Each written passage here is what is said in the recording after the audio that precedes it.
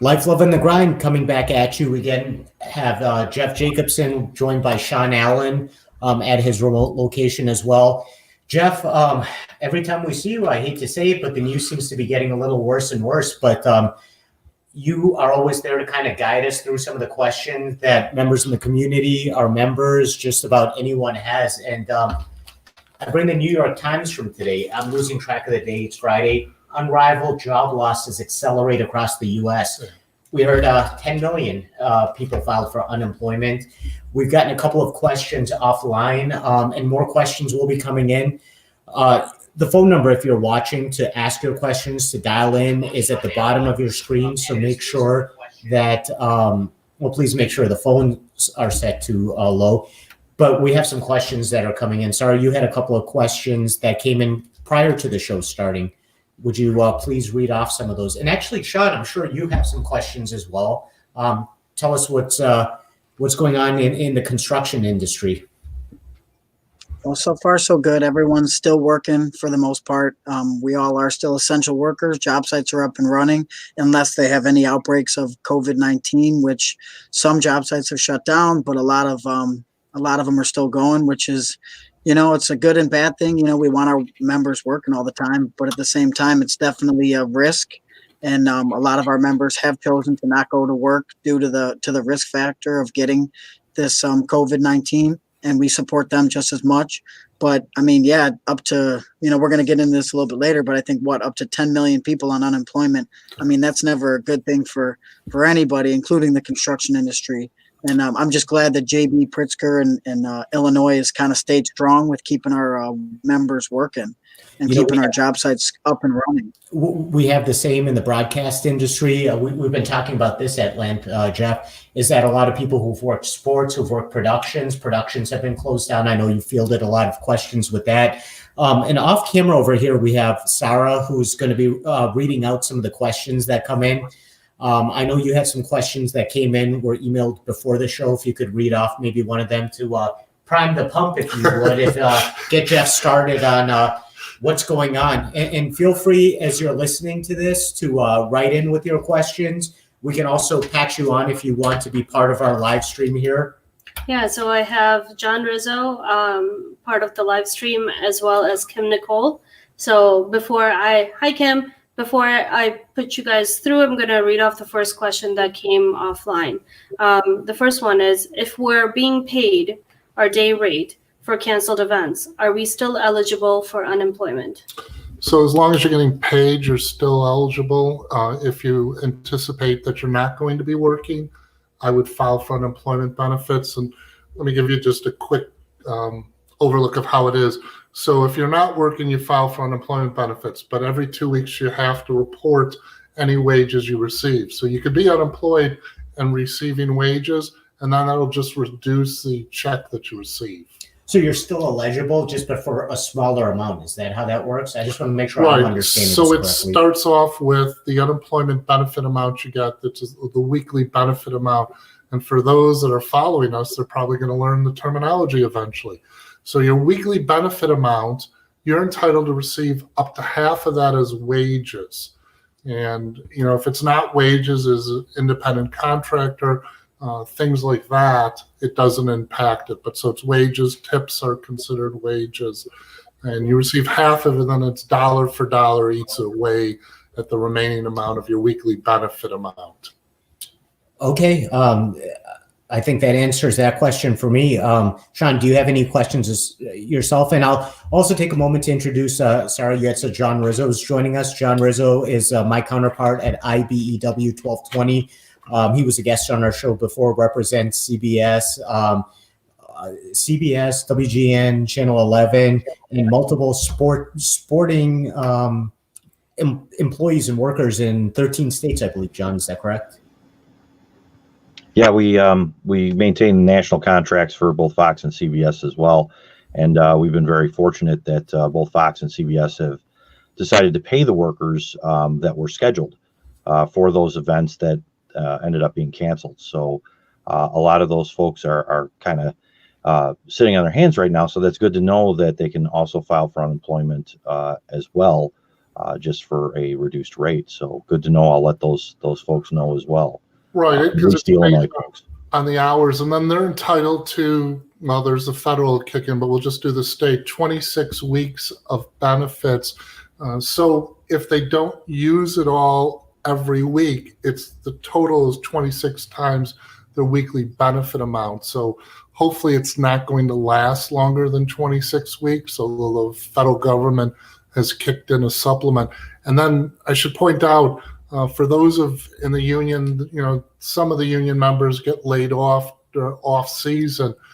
There's an additional $600 now that is going to be supplemented from the federal government. So whatever benefits they may have been used to getting, it's now going to be significantly larger with the $600 supplement.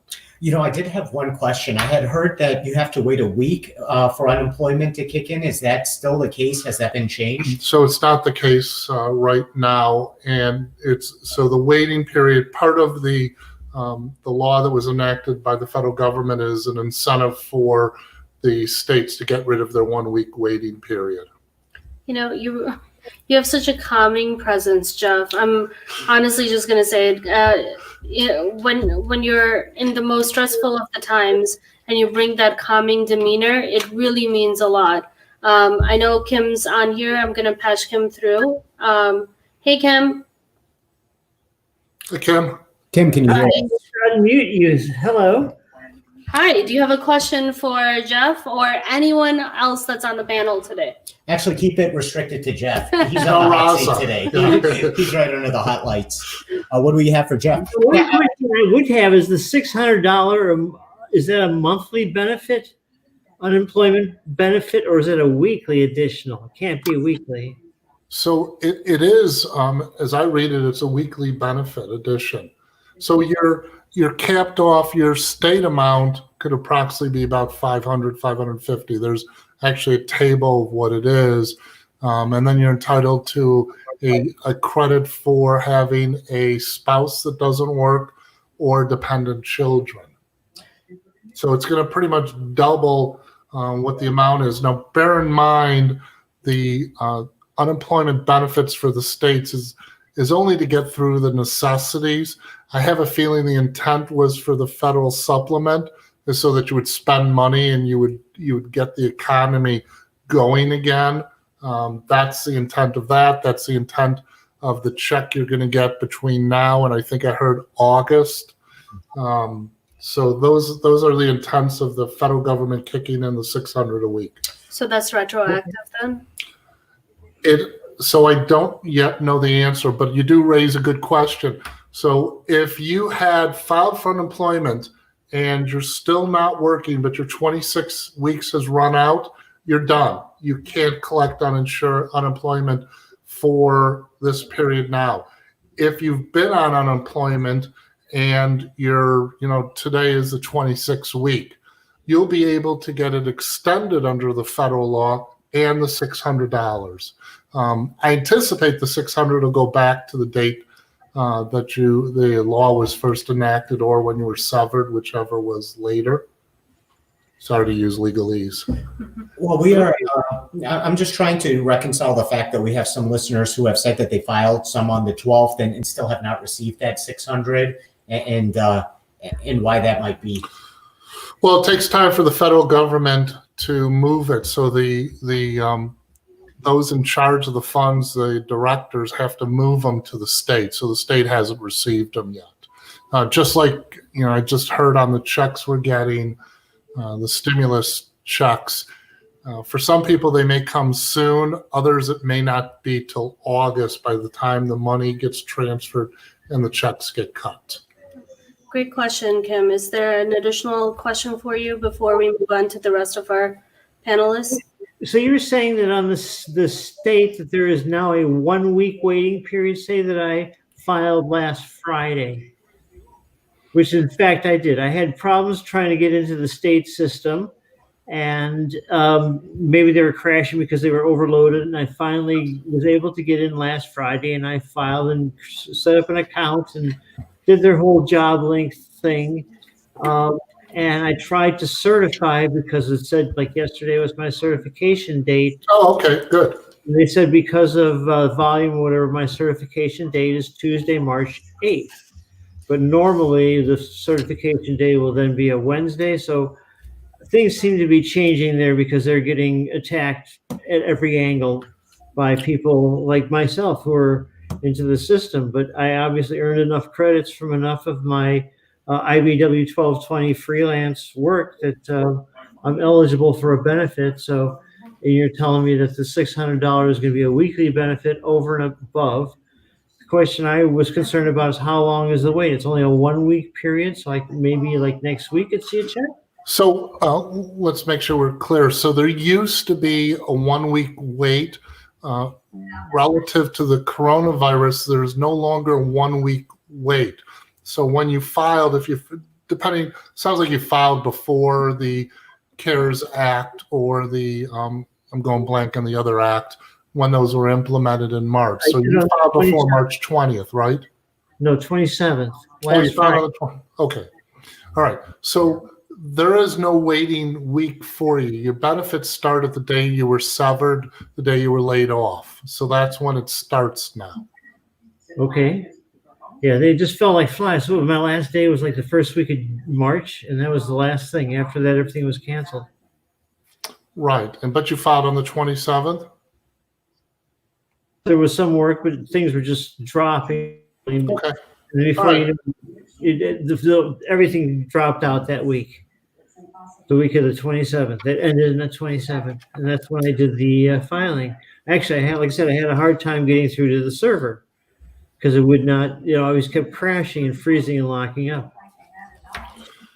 All right. All right. Well, let's go on to the next caller. Thanks, Thank you for very that. much. And again, I apologize if it looks like I'm looking at my phone. As you can see clearly, I have my number put out there, so I'm getting some calls and texts as we come in. Sorry, why don't you read the next question, and then I'll get to some of these questions. You had one listed over there. Oh, okay. So this is a pretty comprehensive question. So put your listening ears on, Jeff. I have this is from Scott Pillsbury. He says, I have a question about the $1,200 that I filed for taxes last year. And then my partner is not a child and is my dependent. Would I get $1,200, $2,400, or $1,700? So just to recap, he's saying that he filed $1,200 in taxes last year.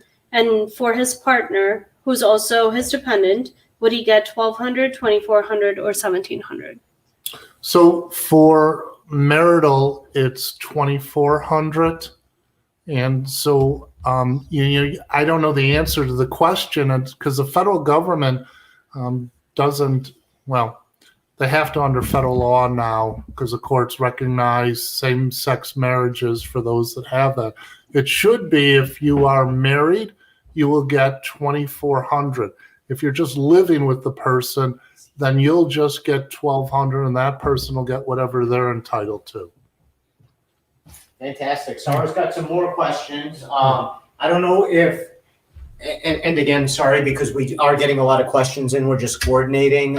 Yeah, so we're running the show today as a public service for everybody. If you have questions, and I apologize if we cannot get to your questions. But we do actually but have we're going to try. Yeah, and we do have some private sessions, Zoom meetings. I got to tell you, Jeff, we are very fortunate that you've again joined us. I know through being on our show, you've also gotten a lot of traction, publicity. Right. We should now refer to you as seen on TV, Jeff Jacobson. I know you've made the appearances on the media circuits around town. Again, But that's because there's a lot of people that have questions.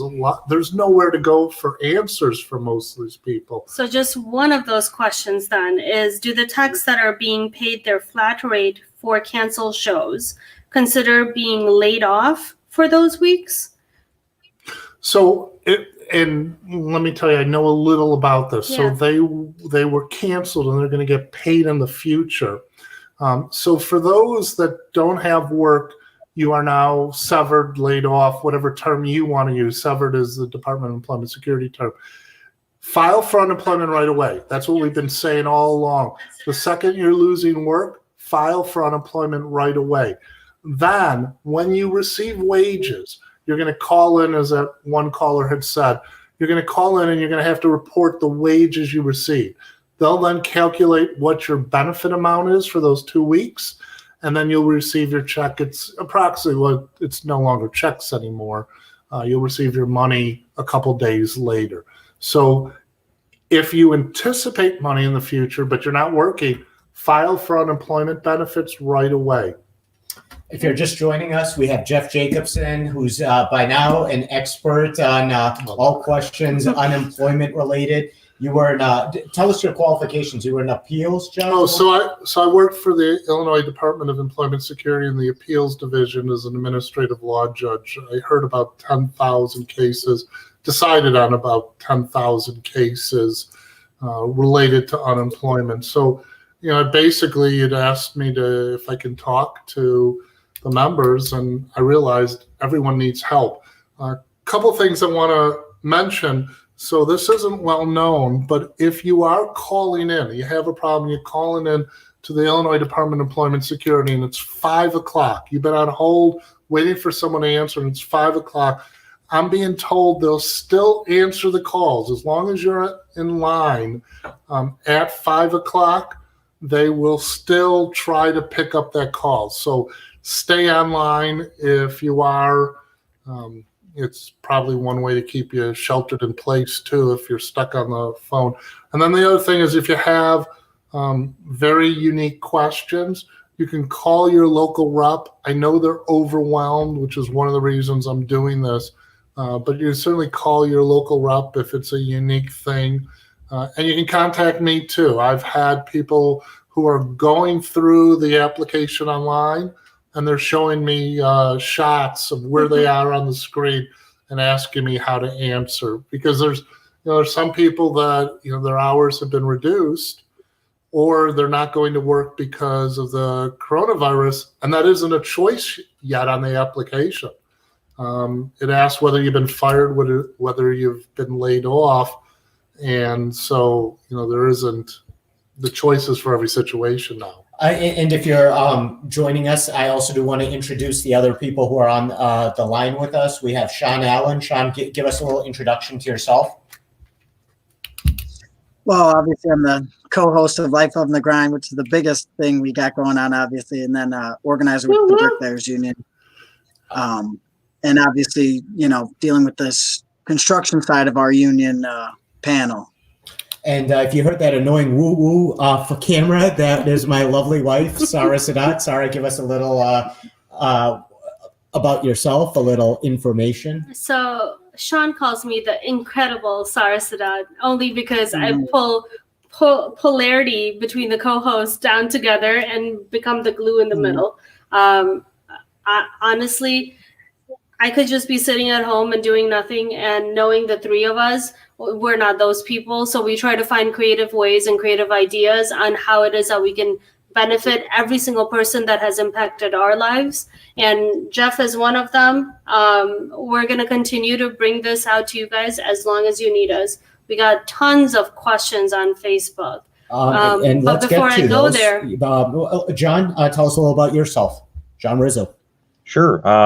Sarah, you are incredible. Thank you for helping me get on it. It's such short notice. It's amazing that I work in a tech field and can't seem to get the computer running the correct way. So I appreciate that. I'm the business manager of IBEW Local 1220, which is a broadcast union out of Chicago here. We maintain about 13 states within our jurisdiction.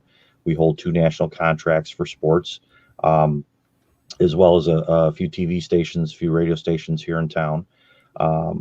And also the corporate, Kim Nicole, who was on previously, works on the corporate and entertainment side of the industry as well. So we have a pretty full plate with a lot of folks, and about half of them or more are unemployed at this moment. So it's a pretty scary time for the industry that I help work in and oversee. And I'm Raza Siddiqui, the other co-host of Life Loving the Grind. Also the vice president of NABIT, Region 4 vice president of NABIT. And this, again, is a service not just to all of our unions in the building trades and in the broadcast, but to our community broader at large. You can't look at a headline like this in the New York Times, again, the unrivaled job losses accelerate across the U.S., and not want to help, not want to get that information out. And again, you've waived all your fees and have agreed to come on as much as we'll have you. And just remember this as you make the media rounds and the media circuits, that you started with Life, Love, and the Grind. And if there's 2 calls coming on at once, you know who to pick up first. So Definitely. Jeff will always be with us helping our members.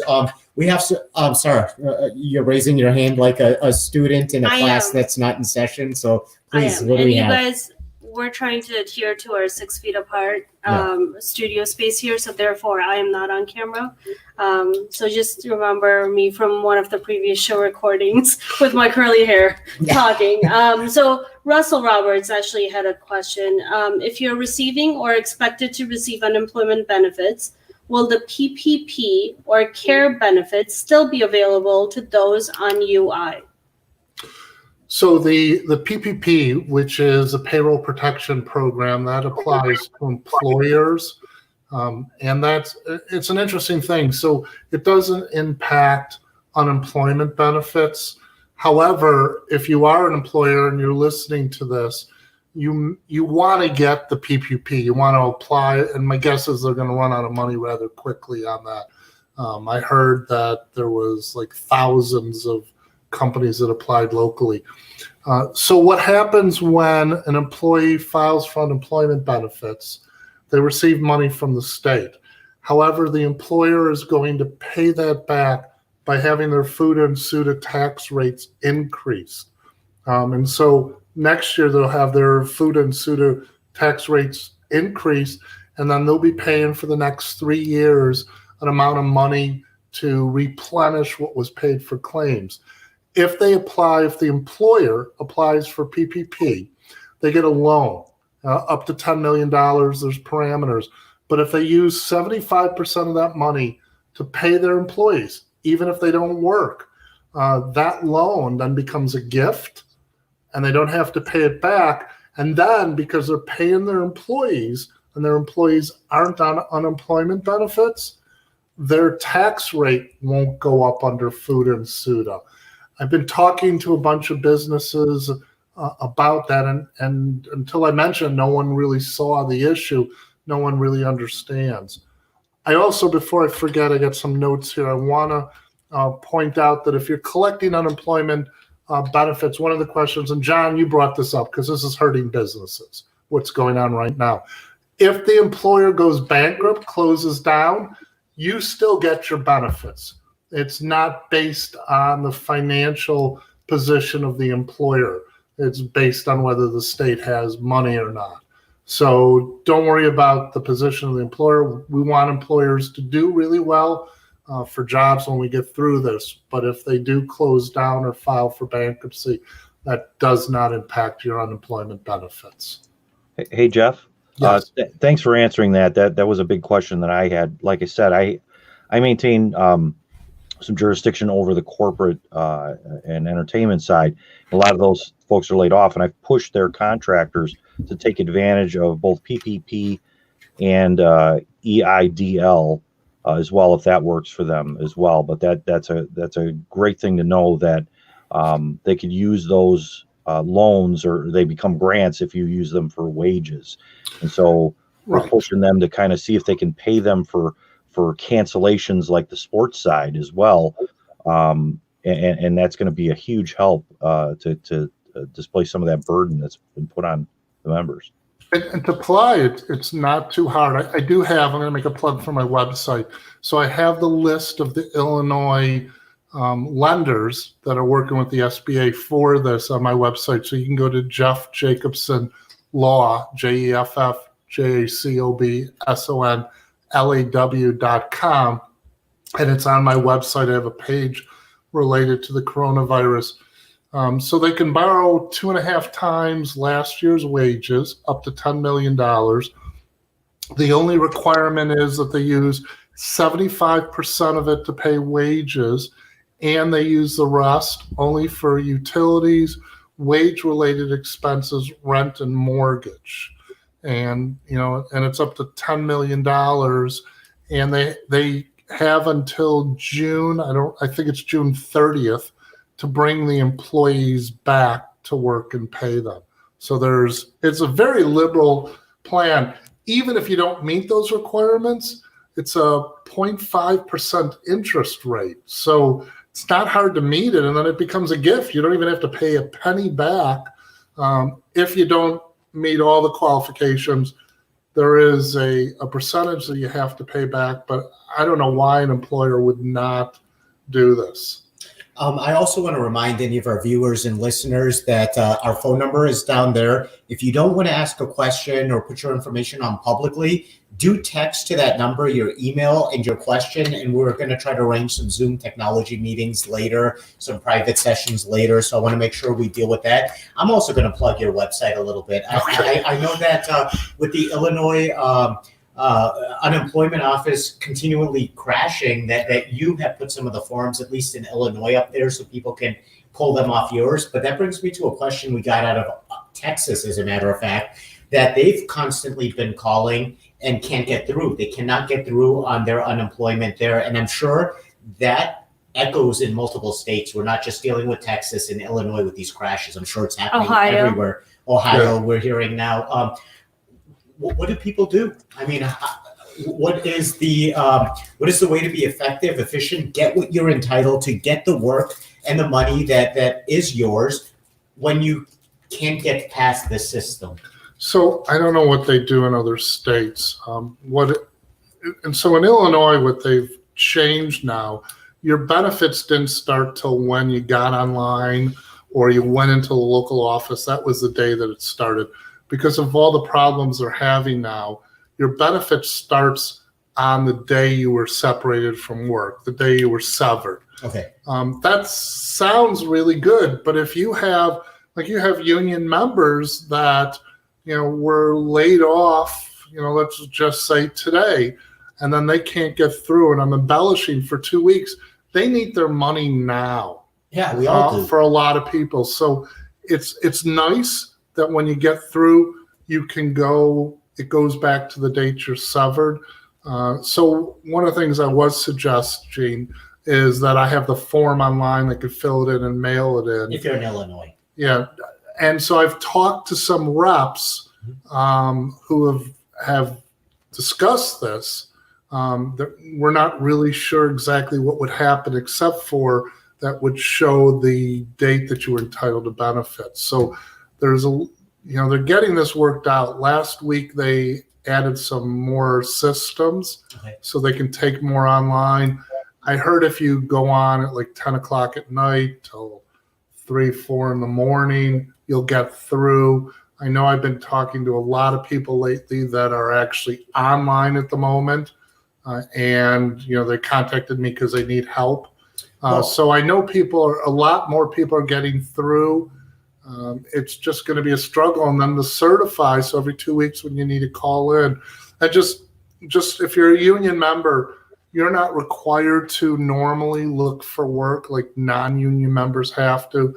You just have to follow the union regulations when you certify.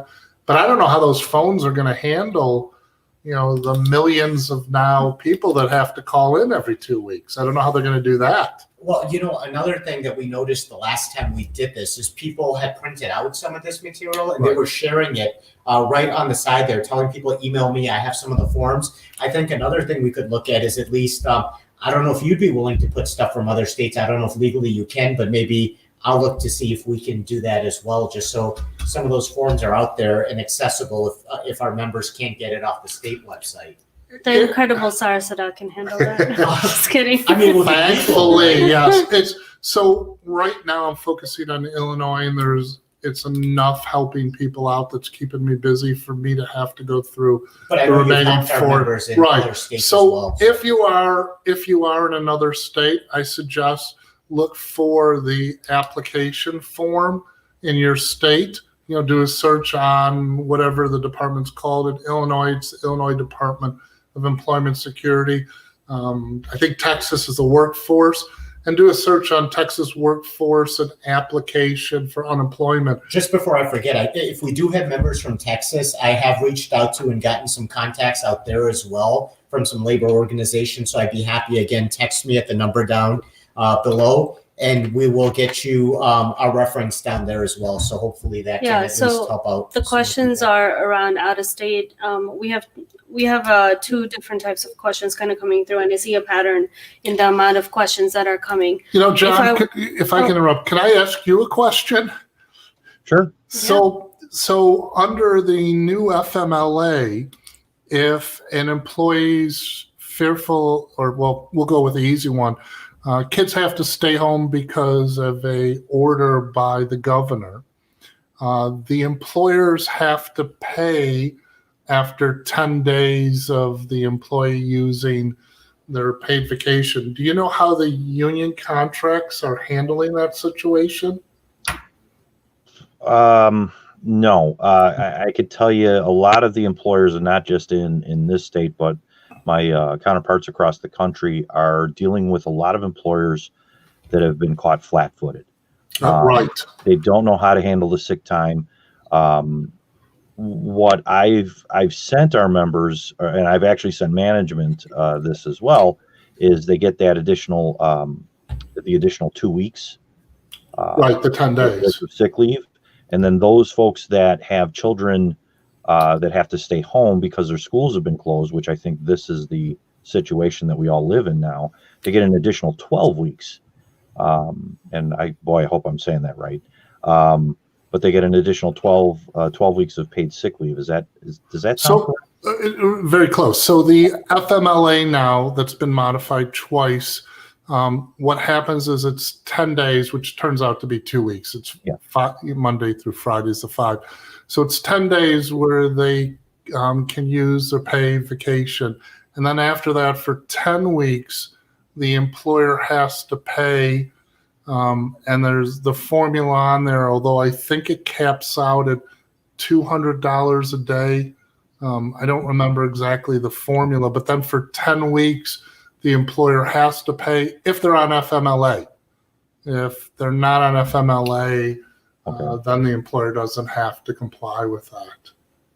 Sean, you've experienced some of that in building trades too, right? Like if people felt unsafe or had childcare needs, that there was some protections, I believe. Yeah, I mean, no one's forced to go to work if you don't feel comfortable, if you don't feel safe, if you are the only working person in your family of maybe 5 or 6 or more, or 2, and you don't want to be risking it and bringing it back, then you can be laid off and without any repercussions. How has it been out there? Have you noticed most people showing up to work? What's it like in the construction industry? I'll tell you, in the broadcast industry, I mean, people are going. There's fear. There's some fear. There's some anxiety, obviously, because the uncertainty of the situation. But people are doing what they're out there to do. How's it in construction?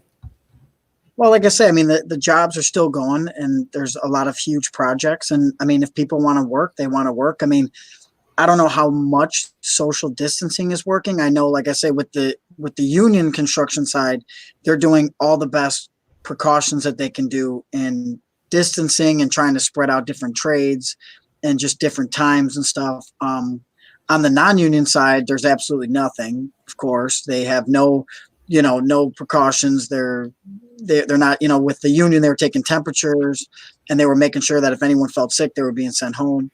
But yeah, I mean, like I say, our guys are, the construction guys are all resilient. They all come, they're used to it. So they're just taking the precautions. But you know what, like I tell them, I mean, every day you go on a construction site, you're putting your life on the line because, for one, it's a dangerous business regardless. So with this, you just have to be extra careful. But if you don't feel well, just stay home. And if you don't feel comfortable working, then please stay home with your family and don't risk putting them all in jeopardy if you don't want to work. Oh, every day we're seeing kind of the governor coming out and giving the new results about how many people are getting sick in Illinois. And you obviously want to avoid that cluster. If you're feeling even a little bit unwell, don't put yourself in a situation where you're going to expose other people to this going around. So you're absolutely right. And I think it sounds like people are being very proactive in the, especially with union labor. Well, today's kind of Well, changed the protective gear too for everyone. Oh yeah, let's talk about that a little. Sarah was waving like she had a question. Yeah, just in line with what you guys were talking about earlier, are there any benefits or anything additional that somebody who is at the age of 60 with outlying health conditions, can they apply for anything on top of unemployment benefits during this time? So there's not additional benefits, but if, besides disability that you might be collecting or Social Security, I did have someone call me. They had lung surgery a couple of years ago, lung cancer. They have one lung now. Doctor said you can't go to work. Mhm. And so she's not going to work because of it, and she'll be entitled to unemployment benefits. I do, this wouldn't probably happen with unions, but for the non-union members out there, there is employers in Illinois that are reducing the wages based on the benefit that the employee gets. So there are employers that are asking the employees to tell them how much money and employment benefits they're getting, and then they're reducing their income by that amount. I just want to let people know that that's illegal in Illinois. An employer cannot change your employment because you're getting unemployment benefits. So if that's, Can they even ask that? I'm telling you, I've gotten calls from people that's exactly what has happened. The employer said, I'm going to pay you less. This will help me out. And because you're getting unemployment benefits. And it doesn't matter whether they're paying them the amount of the unemployment or $1 less. You can't change the wages because they're receiving unemployment benefits. I mean, obviously this doesn't apply to union members because you guys got a great contract, but for those that aren't. Just another reason to be union, because you have that extra protection, people looking out, people telling you and advising you what these employers can and cannot do. But again, thank you for taking that case. And I'm familiar with that one because I believe it was one of my referrals to you. And I'm glad that you were able to at least tell them what they're entitled to and what they should definitely not let employers do. Well, that's the first, but I'm hearing a lot of that happening, and I'm sure it's happening throughout the United States. I only know Illinois law, which it's illegal to do that. Fantastic. Thank you for clarifying. I'd like to talk about the CARE Act is in the news. A little more about that, if you would. There was actually a question that was pertaining to that. Does CARE apply to pass-through income, or is it unemployment insurance a better option? Can we benefit from both as it pertains to CARE? So the check you're going to get in the mail if you make less than $99,000, they're two independent things. So you'll be able to get unemployment benefits, and you'll be able to get that stimulus check or direct deposit. Just a little note. So if you were receiving money back in the past and you gave the IRS your bank account on where to direct deposit the money, you'll be one of the first to receive the stimulus package. If you didn't give the IRS your account and routing number and information, they're going to mail you a check, and that process, I think they calculated, is going to take months. They are looking to put a system in place where you can submit your bank information to get it direct. But those two amounts, completely independent. Well, you've answered my question. Sorry. Hopefully, no. I mean, I'm hoping that we answered Russell Roberts' question. If not, please go ahead and continue to interact with us on that. Yeah, there's a lot. So when people talk about the CARES, I'm guessing there's a lot of provisions in there for the health industry, but I'm assuming they're talking just about the stimulus check to them, which is going to be about $2,400 for a couple, and it starts going away when you make more than $75,000. I want to go around the table of our host. Again, we have Sean Allen. Sean, do you have anything in particular as well? Any questions, any comments? I want to make sure that everybody has an opportunity, again, to take advantage of Jeff's knowledge here. Well, Sean can call me. No, out. Yeah, exactly. I'm just kind of enjoying the ride and enjoying all the questions from the public. But are they on top of this website though, Jeff? Are they really working to try to make sure that this website and all these callers are going to be an easier process? Well, for unemployment or for the CARES? For unemployment.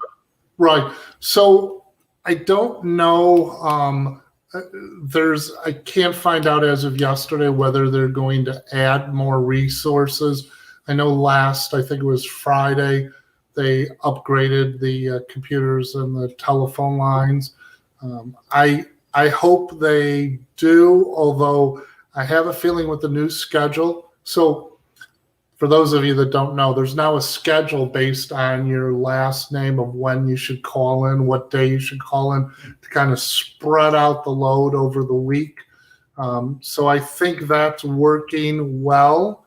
Although once again, their biggest time frame is 10 a.m. till 3 p.m. So if you call outside of those time frames, I'm sorry, not call, go online, you'll get through a lot better. I haven't heard any complaints yet from individuals that they can't get on. I have talked to some state reps yesterday, and they're still fielding calls from people that can't get on. And, I did talk to them and explain that there actually are a lot of people in Illinois that don't have computers at home, don't have internet.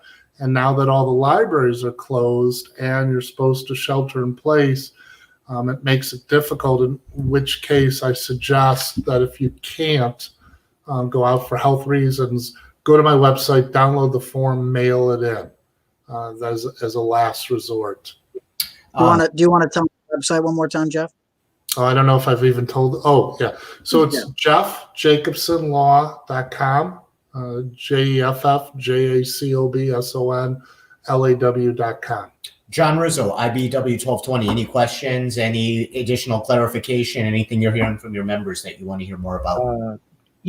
Actually, I got a call or a text from one of my members while we're discussing this. I have members that work all over the country. Like I said, I got about 13 states in the jurisdiction. So one of my members from Ohio who works all over the country. So he'll work the Masters in Georgia, or baseball or football or what have you, in all these different states. He wants to know where he should file. Should he file in the states that he works, or should he file in his home state?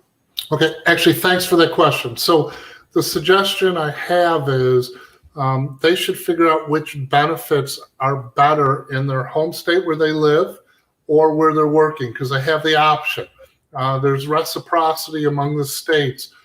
So they'll get that, who actually does the work, what state actually does the work to process the checks.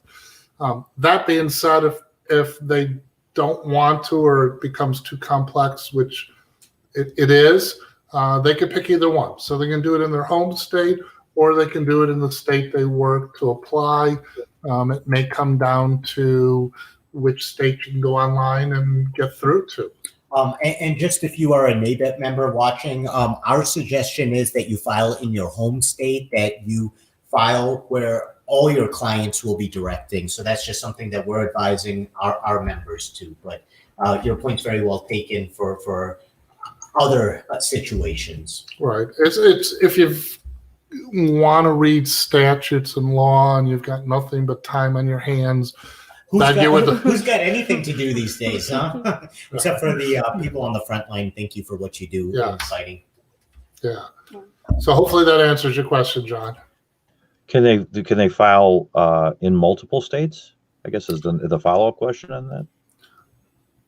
So technically they can file, but only one state will be accepted and process it. So they're not going to get double benefits. That won't work out. And some states may actually require them as one of the things to apply that they haven't applied anywhere else. Sorry, do you have any more questions? I do. Actually, this is a great question. I'm gonna totally butcher his last name, but I'm gonna try. Actually, sorry, you know what? I don't believe you need to read anyone's names. Okay. Just the questions. Well, it's a great question though from one of our watchers. I filed for unemployment then the company said that they would pay us for the days that we were scheduled to continue to work.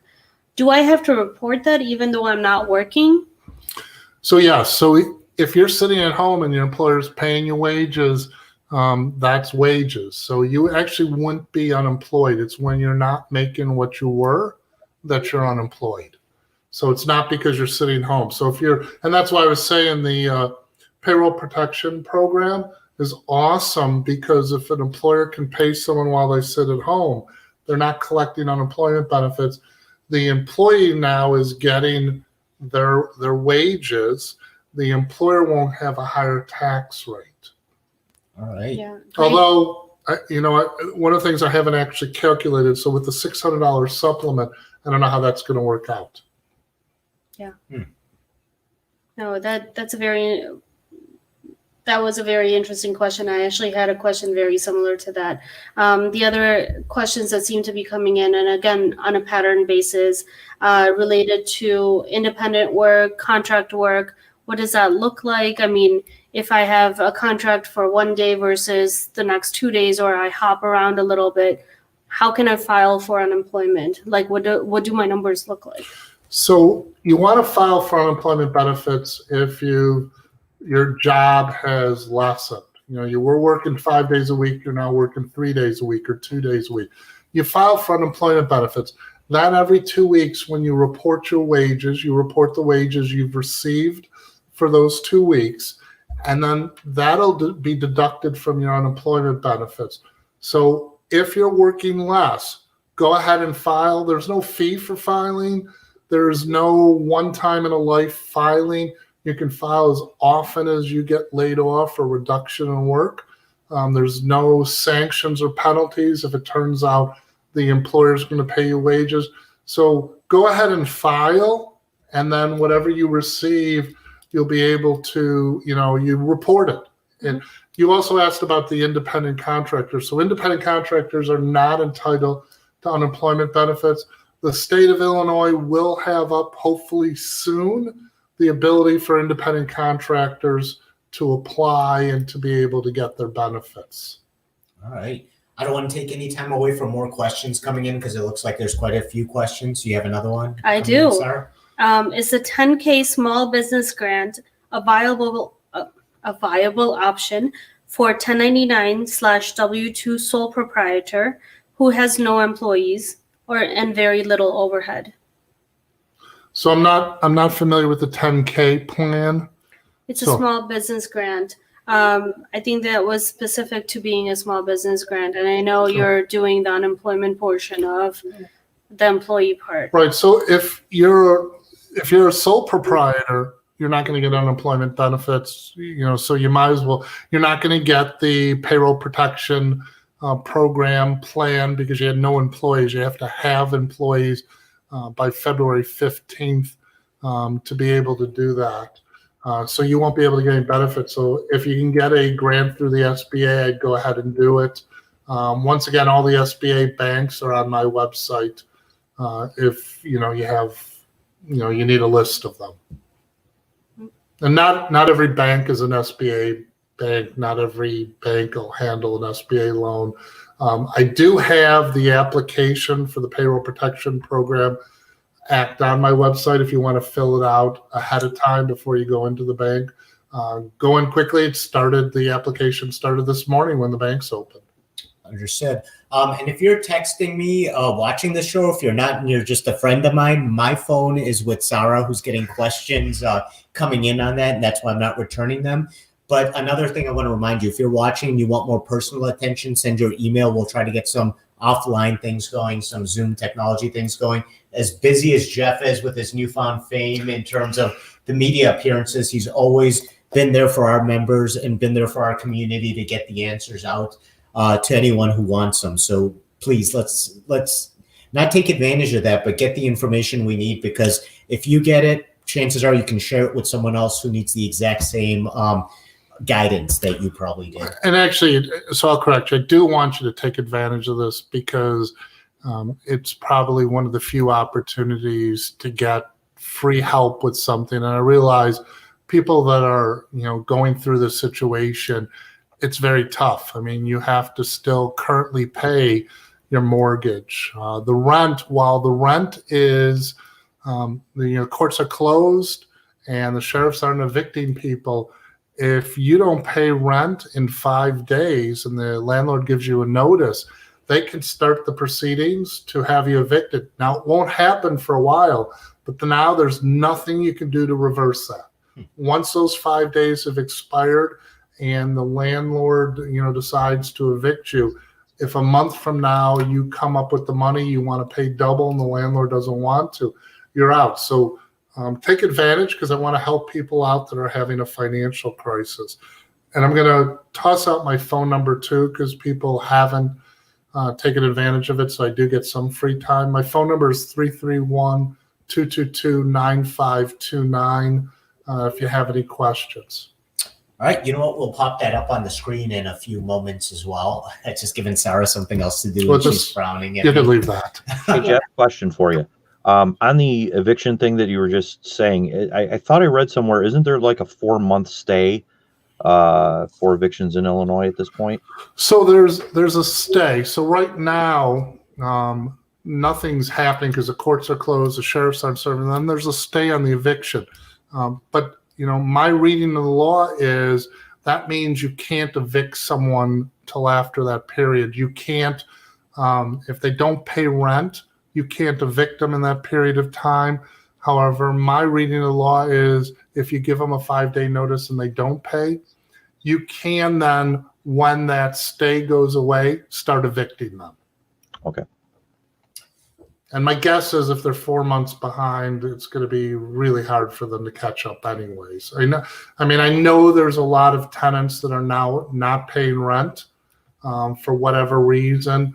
But my concern is if they're, if they think they're going to be able to stay there and the landlord serve them with a 5-day or 30-day notice, they may need to be looking for a new place.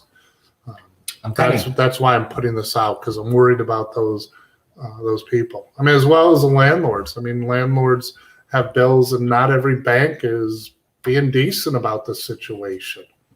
I just want to remind Sarah, you don't have to raise your hand every time a question comes out. Just read it out. We want to make sure we get everyone's questions answered. So a couple different questions around, would Jeff be willing to share his email? What's your email, Jeff? So it's info@jeffjacobsonlaw.com. So absolutely. Yep, it's on his website as well. So go ahead and go to his website. All of his contact information should be there, along with the phone number, his business line where you can reach him. And one of the other points behind this, I learned if you ask me tough questions, I'll go research it. So I'll have the answer and then I'll post it on my website. So try to come up with tough questions to ask me, because I like it. And I'll also put a plug out there for us as well. So we've helped Jeff quite a bit with the technology aspect of this and communicating. Again, that's what, as communication workers, we try to do. So the best way to get involved with the Zoom technology, some of these other virtual meeting things we're doing, the one-on-one calls as well, is to reach out to us at Life, Love, and the Grind. And Jeff has been sharing our resources as well. So we want to make sure that that you have a way to get your questions answered. We have virtual screens set up as well with our Zoom. So reach out to us either way. Right. But Right. And I do want to reiterate that if it wasn't for Sarah, Sean, and Raza, that this wouldn't happen, that the members and the public would probably not know anything about this. I would be sitting in my office, not being able to answer all these questions. So I want to thank all three of you. And we really want to thank you for coming on every single time we have requested it to get questions answered. It continuously comes up. Again, Sarah's hand goes up, which means more questions are coming in. Yeah, Let's get them so answered. another amazing question. When filing, I was asked how many weeks I made over X amount of money, but it only allowed me to put 2 digits into that field. Should I assume that they were asking for the past year, or this person has worked for this company for over 8 years? That would be like triple digits. Right. So, some of those questions ask about your whole period of time you were employed. I've had people call me, they've been employed 20, 30 years. There's no way they can know the full number. Do the best you can. What actually happens is all employers submit the wage information to the state of Illinois.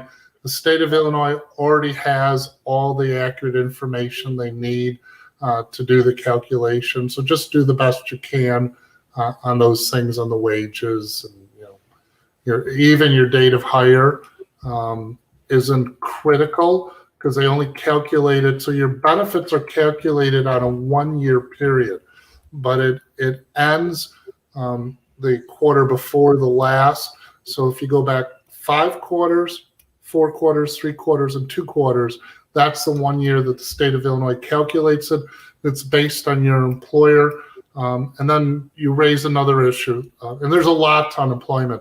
Some employers don't report it to the state of Illinois. So if you go to file for unemployment benefits and your weekly benefit amount is 0, that may mean the employer didn't report it or there was some mess up. So you want to straighten that out with the state. If you can't straighten it out, you'll file an appeal and it'll get straightened out through the appeal process. We did hear from several of our members that a big employer, they couldn't even find the W-2 within the sites. And upon a lot of our members calling up in the last show we did, they were able to resolve that. And the company, again, just because no one saw this coming, the company hadn't submitted, I guess, the Right Bridge paperwork, which has since gone through, and we've heard from members that it has. So just wanted to get that out there. I also, Sarah's raising her hand, so she has another question. I do want to mention something for any of our members at NABIT. If you're with IBW, you also perhaps subscribe to the Entertainment Industry Flex Plan. We have another tutorial video on that as well. That's on my personal site, if you'd like to take a look at that. But we just want to make sure that everyone knows that there are resources to get the information you need. So make sure if it applies to you that you watch it. At the end of the day, I mean, that was majority of the questions. We have wireless issues, we have internet issues, we have lack of accessibility issues. So we are, Life Love and the Grind has a webpage. It's called lifeloveandthegrind.com. We are also on Facebook. Look us up, again, Life Love and the Grind. And if you can't, you don't need to put in the commas and the and that are shown behind Raza and Jeff right now. It's literally Life, Love, and the Grind. So our email address is also lifeloveandthegrind@gmail.com. We made it super simple. Our YouTube channels also call the same thing. So if you need to get a hold of any of us, feel free to reach out to any one of these platforms, any one of these mediums. We're expanding on Instagram. We're expanding on Twitter. So I think we have we're a LinkedIn out, too now. and we have a LinkedIn. Yeah. So find us Pretty much any every which platform. way, any which way you need to Don't get forget your questions. WCPT radio Sundays 3 Yeah, o'clock. every Sunday, Able to reach WCPT. 9 counties and get your questions answered there. And speaking of which, Yeah. we actually don't want to forget the workers who are out there, whether immigrants, union, labor. So we do have Arise Chicago joining us on our show Sunday, 3 o'clock, WCPT 8:20 a.m. But Sarah, thank you again for reminding where we can hear this. And I also want to remind any viewers, listeners, that Jeff's also available for some Zoom meetings that are more private. If you have some questions that weren't answered, and you can get some more private time. And he's also done some one-on-one calls, usually after these sessions with our members. So make sure to keep calling and texting if you have some questions you want answered privately. Jeff, you're not getting out of here this easy. That's why I got these 3 waters for you. Well, this might be the last time, though, you'll see me this close to Raza.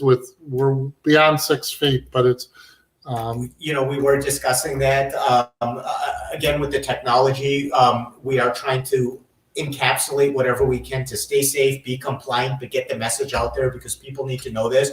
But as we transition from the economic losses that we're facing to also the growing health crisis, we really do need to use technology to help that out. I know we did it the last time; it worked quite well, but I wasn't ready. I'm not an expert like you. If we have a few minutes, I would like to go over the process for unemployment. yeah, please do. So for those of you that are, first involved in it, what happens is you go online, you fill out the application, and then someone from a local office will decide whether you're entitled to benefits or not. Most likely you will, but it's a human person that makes that decision. They will then start the direct deposits or the debit to you. The employer then they'll receive a letter that there's been an application filed by the employee, and the employer can then file a protest. And they have a period of time to file the protest, 30 days. Once the protest is filed, the local office will then look at it and decide whether you're entitled to benefits or not. They could send you out a check right away and then decide, it turns out you quit and it wasn't related to the COVID-19. And so they stop your benefits and now they want the money back. Both employer and employee, if they don't like the decision of the local office, they can then file for an appeal. And you just simply have to send in a letter saying that you didn't like the decision of the local office. You should give an explanation, but you don't have to. And then there's an appeal. And that's where an actual hearing happens. So in the local office at the early step, someone from the local office may call you, ask some questions, and make a decision. At the appeal, there's actually a hearing where you present evidence, witnesses. There's also law firms that, if you can't afford it, for both the employer and the employee, that'll represent them. If you don't like the decision of the appeal, then you can bring it to the Board of Review. If you don't like the decision of the Board of Review, you could file an administrative review hearing with the trial court. That's actually a court, and that's pretty much the end of the line at that point. So that's the process. So not everything works perfectly as we're seeing, and so there's a process to get it corrected. Well, fantastic. I think you answered most of my questions. Let's go around the table, and then we should be able to let you off the hook. Unless I answered all my questions.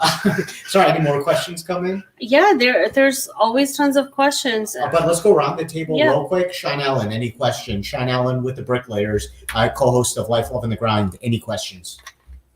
No, I think you answered it, Jeff. I just want to say thanks for coming out and being accessible to all of our members. And yeah, I'm sure there'll be a lot of people hitting you up. And yeah, we appreciate your time. But I think all of our Thanks questions, for at doing least all. the platform too, because if you guys didn't start it up, we wouldn't have had this today. No, Yeah, it's absolutely. crucial to get our That's members what we're information. here to spread the good word. We're here to tell the stories, John Rizzo, IBW 1220. Any questions, comments? No, I think we're good. I'm very encouraged to see that there was a couple of my members on the live comments, and I think their questions have been answered. If not, we know how to get a hold of you, Jeff. So thanks so You much. do, John, and Really appreciate feel it. free anytime, weekends, evenings, give me a call. I'd be happy to help as best as I can. Thank you Sounds so good. much. And not a question, but a comment from Raza Siddiqui, NABIT 41 Vice President, is that you will be available. I guess there will be a question. You will be available for our Zoom meetings with our members for more private meetings over the weekend or wherever Right. else, or whenever your wife tells you go do something else, correct? Yeah, I actually think my wife's paying you guys to make me do this. Times are tough. And So- I can't pay you enough to keeping Raza busy. No, you it's guys are very right. important to get this information out there to our members. Jokes aside, we try to keep it light because the times are very tough out there. There's a lot of uncertainty, but I think friendship, togetherness, working across unions, IBW, bricklayers, NABIT, attorney, we have Sarah Sadat, and I do want you to come and I want to give you acknowledgement for all the work you did, but I think it's important that we come together and realize that even though separated because of the crisis outside, we are together in this fight in spirit and soul. So thank you for that. Sarah, you got some questions. Yeah, you can be let out of the doghouse later today.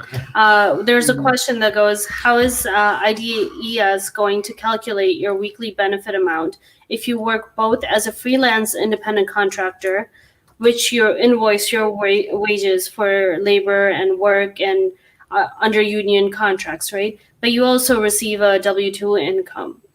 How would they be able to figure that out? As an independent contractor, he's both IATSE and IBEW member. So all his W-2 income, I assume that he was just saying it's all W-2.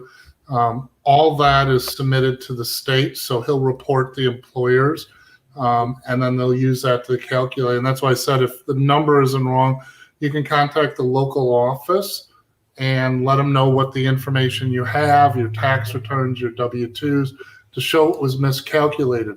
If the local office doesn't satisfy what's going on, you can then write to the appeals division and appeal that. And that's where the hearing is. You submit your documents. Something like that is pretty straightforward and pretty easy. Well, thank you very much. And One last question. I swear to God, well, before we go. I do want to say one thing. You had mentioned that you work with IBW and IATSE. I know a lot of IATSE people also need some of these resources. We had just read an article, and I think it was on Channel 7 last week about that they're facing this in big numbers. So please, if you want to spread the message, make sure to share this this message so your co-workers, the people that you care about, also get the benefit of this, and actually add them on the text chain too. Let's get them involved in this conversation, because we're going to continue it so long as we have to. So not necessarily a question, but just a statement. Unemployment applications are next to impossible to do on the phones. Illinois has them. People based on last numbers, A through M, can call in Tuesdays and Thursdays. N to Z can call in on Mondays, Wednesdays, and Fridays. So that's really valuable information on their website, on IDES website. So go ahead and call. If your last names start with A through M, call in on Tuesdays through Thursdays to kind of minimize the impact and the phone bandwidth usage that we have going. N to Z, last names, call in Mondays, Wednesdays, and Fridays. And you guys have all been fantastic. Keep your questions coming through. I'm just going to make one plug for our show on Sunday.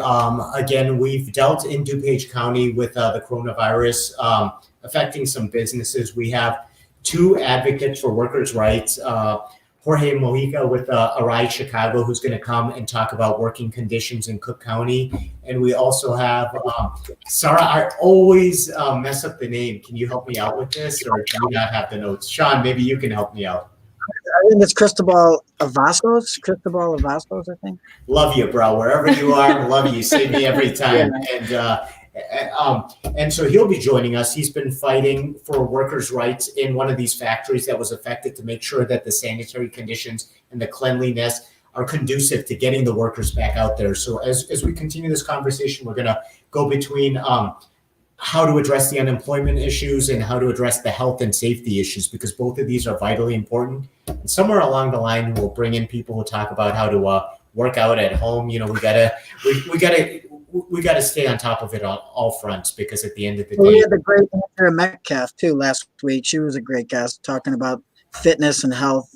absolutely. And she was talking about her website, how you can actually watch this from home and work out at home, and get the benefits of the training at home. And she's doing that, again, just like yourself, Jeff, for free, just to help people during this time of uncertainty and this just time of stress and anxiety. So I want to thank all of our guests who have always come out there and been there for us and for all of you guys. Thank you very much for joining us. You have that phone number that's at the bottom. Keep texting if you want to be on our private Zoom call later. But thank you again, and stay safe, stay healthy, and stay cool. Take care, everyone. Thanks, guys.